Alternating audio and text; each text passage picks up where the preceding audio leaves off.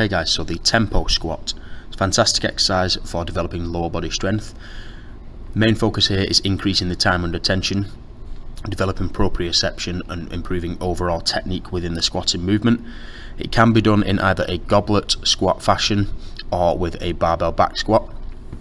The video demonstration shows the barbell version, but the movement mechanics and the coaching points are exactly the same.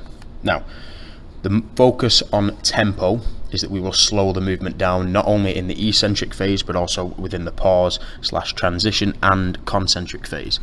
So it's intentionally slowing the movement down to increase proprioception. Now, as a result, the weight that you'll be using will be drastically lower, and the emphasis will be placed on maintaining tension throughout the course of the movement. So you'd set up the back squat exactly the same way you would normally, placing the bar in a low to high bar position depending on what you find most comfortable, with your grip width again around shoulder width, if not slightly wider, or whatever is most comfortable for you. Maintain a tight thoracic spine, so squeeze your shoulders together and lift your chest up tall. You want to unrack the bar, keeping your abs braced. Step back into your squat stance, which for most people is around hip to slightly outside shoulder width, and again whatever is most comfortable for you there, with a slight degree of outward rotation of your feet. Keeping your abs braced, take a big breath and initiate the movement the same way you normally would. However, this time intentionally slow the movement down, counting whatever tempo you have decided as you descend.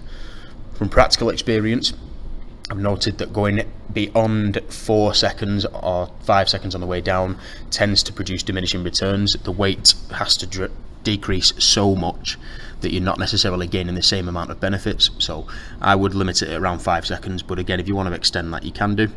The focus here is tension, not necessarily load. Continue to descend whilst maintaining tension primarily within the abdomen.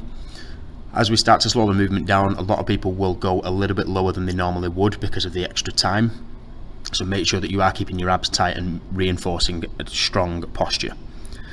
When you reach the bottom position, pause for 1 to 3 seconds. Again, same as before, pausing any longer than 3 seconds tends to produce diminishing returns, and then you'll initiate the concentric phase. Now, within this is probably going to be the area that you'll find most difficult because you intentionally lift the weight slowly to start with.